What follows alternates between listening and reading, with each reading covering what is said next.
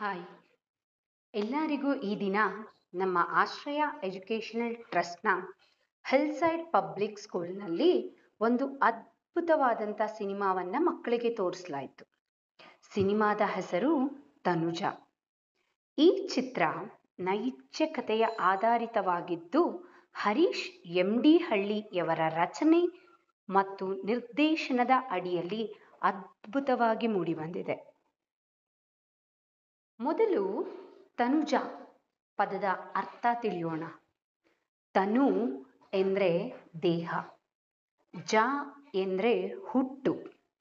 ತನುಜ ಎಂದರೆ ದೇಹದಿಂದ ಹುಟ್ಟಿದವಳು. ಈ ಸಿನಿಮಾದಲ್ಲಿ ತನುಜ ವೈದ್ಯೆಯಾಗುವುದಕ್ಕೆ ಹುಟ್ಟಿದ್ದಾಳೆ ಎಂಬುದನ್ನು ತುಂಬ ಚೆನ್ನಾಗಿ ಪ್ರಸ್ತುತಗೊಳಿಸಿದ್ದಾರೆ. ಕೋವಿಡ್-19 ಪದವನ್ನು ಕೇಳಿದ ತಕ್ಷಣವೇ ಎಲ್ಲರ ಎದೆ ಒಮ್ಮೆ ಭಯ ಆಗುತ್ತೆ. ಅಂಥ ಸಂದರ್ಭದಲ್ಲಿ ಎಷ್ಟೋ ಜನರ ಜೀವನ ಅಲ್ಲೋಲ ಕಲ್ಲೋಲ ಆಗಿದೆ. ಎಷ್ಟೋ ಜನ ತಮ್ಮ ತಂದೆ ತಾಯಿಯನ್ನು ಕಳ್ಕೊಂಡಿದ್ದಾರೆ, ತಂದೆ ತಾಯಿ ತಮ್ಮ ಮಕ್ಕಳನ್ನು ಕಳ್ಕೊಂಡಿದ್ದಾರೆ, ಹಾಗೆ ಕೆಲವರಂತೂ ತಮ್ಮ ಜೀವನನೇ ಕಳ್ಕೊಂಡಿದ್ದಾರೆ. ಹಾಗೆ ಜನರ ಜೀವನ ಅಲ್ಲೋಲ ಕಲ್ಲೋಲ ಆದಂಥ ಸಂದರ್ಭದಲ್ಲಿ ವಿದ್ಯಾರ್ಥಿಗಳ ಕಲಿಕೆಯಂತೂ ಡೋಲಾಯನಮಯ. ಫೋನ್ ಹಿಡಿಬೇಡಿ ಅಂತ ಹೇಳೋ ಟೀಚರ್ಸೇ ಕೊನೆಗೆ ಫೋನ್ ಹಿಡ್ಕೊಂಡು ಪಾಠ ಕೇಳಿ ಅನ್ನೋ ಮಟ್ಟಕ್ಕಾಗಿತ್ತು. ಅಂಥ ಸಂದರ್ಭದಲ್ಲಿ ಒಬ್ಬ ಬಡ ಹೆಣ್ಣು ಮಗಳ ಪ್ರಾಮಾಣಿಕ ಪ್ರಯತ್ನ ಹೇಗೆ ಆಕೆಯನ್ನು ಗುರಿ ತಲುಪುವಂತೆ ಮಾಡಿತು ಎಂಬುದರ ಸಾರಾಂಶನೇ ಈ ತನುಜ ಸಿನಿಮಾ. ಈ ಸಿನಿಮಾದಲ್ಲಿ ಒಂದಲ್ಲ ಎರಡಲ್ಲ ತುಂಬ ವಿಚಾರಗಳ ಬಗ್ಗೆ ತಿಳಿಸಿದ್ದಾರೆ. ಇದರಲ್ಲಿ ತಂದೆ ತಾಯಿ ತಮ್ಮ ಮಕ್ಕಳ ಭವಿಷ್ಯಕ್ಕಾಗಿ ಎಷ್ಟೆಲ್ಲ ಕಷ್ಟಪಡ್ತಾರೆ, ಆ ಮಕ್ಕಳ ಕನಸನ್ನು ನನಸು ಮಾಡೋದಕ್ಕೆ ಅವರು ಎಷ್ಟು ಕಷ್ಟ ಆದರೂ ಪಡ್ತಾರೆ, ಸೊ ಅದಕ್ಕೆ ಎಷ್ಟೆಲ್ಲ ಪ್ರಯತ್ನ ಹಾಕ್ತಾರೆ ಅನ್ನೋದನ್ನು ತಿಳಿಸ್ಕೊಟ್ಟಿದ್ದಾರೆ. ಹಾಗೆ ಕೇವಲ ತಂದೆ ತಾಯಿ ಮಾತ್ರನೇ ಅಲ್ಲ, ಒಬ್ಬ ಶಿಕ್ಷಕ ತನ್ನ ಎಲ್ಲ ಕನಸುಗಳನ್ನು ತನ್ನ ವಿದ್ಯಾರ್ಥಿಗಳ ಭವಿಷ್ಯ ರೂಪಿಸುವುದಕ್ಕಾಗಿ ಎಷ್ಟೆಲ್ಲ ಕಷ್ಟಪಡುತ್ತಾರೆ. ಒಳ್ಳೆಯ ಪ್ರಜೆಗಳನ್ನಾಗಿ ಈ ಸಮಾಜಕ್ಕೆ ನಮ್ಮನ್ನು ಕೊಡೋದಕ್ಕೋಸ್ಕರ ಅವರು ಎಷ್ಟೆಲ್ಲ ಪ್ರಾಮಾಣಿಕ ಪ್ರಯತ್ನವನ್ನು ಪಡ್ತಾರೆ. ಸೊ ಅಂತ teacher TEACHER.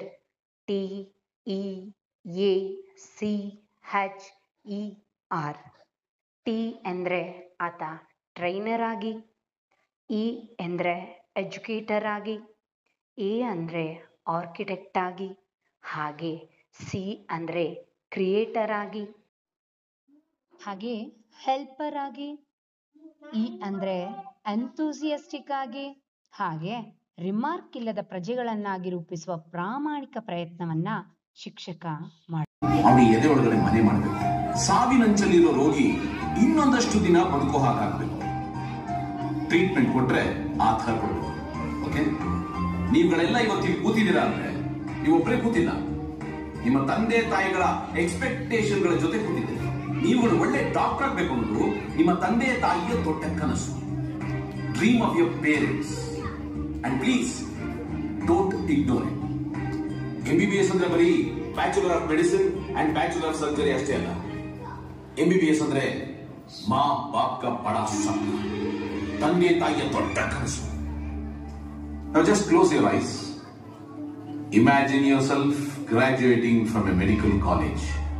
Imagine yourself wearing a white coat and a stethoscope around your neck. Imagine yourself saving someone's precious life.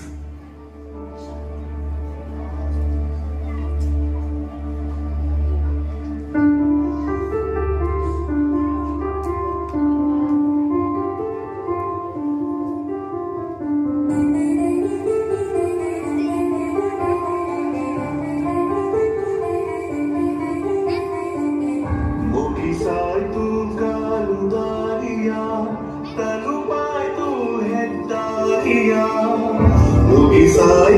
ಕಾಲು ದಾರಿಯ, ತಲುಪಾಯ್ತು ಹೆದ್ದಾರಿಯ.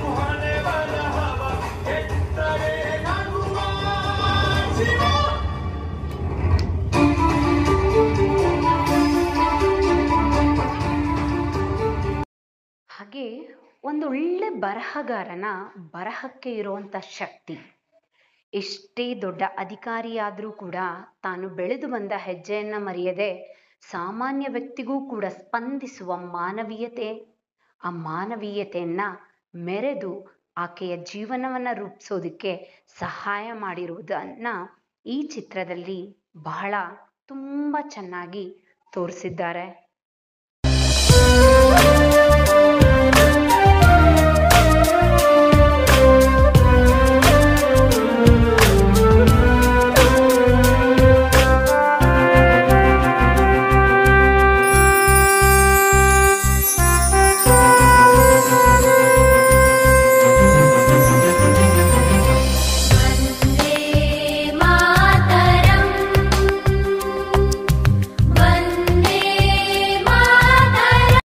ಒಟ್ಟಾರೆ ಈ ಚಿತ್ರದಲ್ಲಿ ನಮಗೆ ಸಾಮಾನ್ಯ ವ್ಯಕ್ತಿಯ ಸಮಯ ಪ್ರಜ್ಞೆ, ಹಾಗೆ ಮಾನವೀಯತೆ, ಹಾಗೆ ಮುಂದೆ ಗುರಿ ಇದ್ದಲ್ಲಿ ಹಿಂದೆ ಗುರುವಿದ್ದಲ್ಲಿ ಸೋಲಿಲ್ಲ ಎಂಬುದು, ಹಾಗೆ ಪ್ರಾಮಾಣಿಕ ಪ್ರಯತ್ನಕ್ಕೆ ಎಂದಿಗೂ ಸೋಲು ಉಂಟಾಗುವುದಿಲ್ಲ ಎಂಬುದನ್ನು ತೋರಿಸಲಾಗಿದೆ. ಹಾಗೆ ಸಾಧಿಸಲು ಮನಸ್ಸಿದ್ದರೆ ಯಾವುದೇ ಅಡೆತಡೆಗಳು ನಮಗೆ ಅಡ್ಡಿಯಾಗುವುದಿಲ್ಲ, ಕಾಲ ಕೂಡ ಕೈ ಹಿಡಿಯುತ್ತೆ ಅನ್ನೋದು ಸಾಬೀತಾಗಿದೆ. ಆ ವಿದ್ಯಾರ್ಥಿ ಪ್ರತಿ ಹೆಜ್ಜೆ ಹೆಜ್ಜೆಲೂ ನಮಗೆ ಸ್ಫೂರ್ತಿ ಉಕ್ಕಿ ಬರುತ್ತೆ. ಹಾಗೆ ನಮ್ಮೆಲ್ಲ ವಿದ್ಯಾರ್ಥಿಗಳಿಗೂ ಕೂಡ ಮಾರ್ಗದರ್ಶನವಾಗಿರುತ್ತೆ. ಆಕೆಯ ಗೆಲುವನ್ನು ನಮ್ಮ ಮಕ್ಕಳು ಎಷ್ಟರ ಮಟ್ಟಿಗೆ ಸಂತೋಷಪಟ್ಟರು ಅಂದರೆ, ಅವರೇ ಹೋಗಿ ಅಲ್ಲಿ ಕೂತು ಎಕ್ಸಾಮ್ ಬರೆದಷ್ಟು ಸಂತೋಷಪಟ್ಟರು. ಹಾಗೆ ಒಂದೊಂದು ಕ್ಷಣನೂ ಕೂಡ ಆತಂಕದಿಂದ ಎದುರು ನೋಡಿದ್ರು ಆ ಮಕ್ಕಳಿಗೆ ಆಕೆಗೆ ಎಕ್ಸಾಮ್ ಬರೆಯೋದಕ್ಕೆ ಅವಕಾಶ ಸಿಗುತ್ತಾ ಇಲ್ವಾ ಅಂತ. ಸೊ ಆಕೆಗೆ ಸಿಕ್ಕದಂಥ ಗೆಲುವು ನಮ್ಮ ಮಕ್ಕಳ ಸಂತೋಷಕ್ಕೆ ಇತಿ ಮಿತಿ ಇಲ್ಲದಂಗೆ ಆಗಿತ್ತು. ಸೊ ಆ ಸಂತೋಷವನ್ನು ನಮ್ಮ ಶಾಲೆಗೆ ತಂದುಕೊಟ್ಟು ಮಾನಸಿಕವಾಗಿ ಮಕ್ಕಳನ್ನು ಹುರಿದುಂಬಿಸಿದಂಥವರಿಗೆ ಹಾಗೂ ಮಾರ್ಗದರ್ಶನವನ್ನು ನೀಡಿದಂಥವರಿಗೆ, ಮಕ್ಕಳಿಗೆ ಮೋಟಿವೇಶನ್ ಮಾಡಿದಂತಹ ಈ ಒಂದು ಸಿನಿಮಾದ ರಚನೆ ಹಾಗೂ ನಿರ್ದೇಶನವನ್ನು ಮಾಡಿದಂತಹ ಹರೀಶ್ MD ಹಳ್ಳಿ ಹಾಗೂ ನಮ್ಮ ಶಾಲೆಗೆ ಬಂದು ಇದನ್ನು ಪರಿಚಯಿಸಿದಂತಹ ಮಂಜುನಾಥ್ ಸರ್ ಅವರಿಗೂ ಕೂಡ ನಮ್ಮ ಶಾಲೆಯ ವತಿಯಿಂದ ಧನ್ಯವಾದಗಳನ್ನು ಹೇಳೋದಕ್ಕೆ ಮನಸ್ಪೂರ್ವಕವಾಗಿ ಧನ್ಯವಾದಗಳನ್ನು ಹೇಳ್ತಾ ಇದ್ದೀನಿ. ಹಾಗೆ ಈ ಚಿತ್ರವನ್ನು ನೋಡ್ತಾ ಇದ್ದಾಗ ನಮ್ಮ ಚಿಕ್ಕ ವಯಸ್ಸಿನಲ್ಲಿ ನಮ್ಮನ್ನು ಥಿಯೇಟರ್ಗೆ ಕರ್ಕೊಂಡೋಗಿ ಚಿನ್ನಾರಿ ಮುತ್ತ ಚಿತ್ರವನ್ನು ತೋರಿಸಿದ್ರು. ಆ ಚಿತ್ರ ಕಣ್ಮುಂದೆ ಬಂದಾಗಾಯಿತು. ಹಾಗೆ ಮಕ್ಕಳಿಗೆ ಈ ರೀತಿ ಸ್ಫೂರ್ತಿದಾಯಕವಾದಂತಹ ಸಿನಿಮಾಗಳನ್ನು ತೋರಿಸ್ತಿದ್ರೆ ಅವರು ಜೀವನದಲ್ಲಿ ಎಂದೂ ಹಿಂದೆ ತಿರುಗಿ ನೋಡಲ್ಲ ಅನ್ನೋದು ಈ ಚಿತ್ರದ ಮೂಲಕ ಸಾಬೀತುಪಡಿಸಿದ್ದಾರೆ. Thank you so much.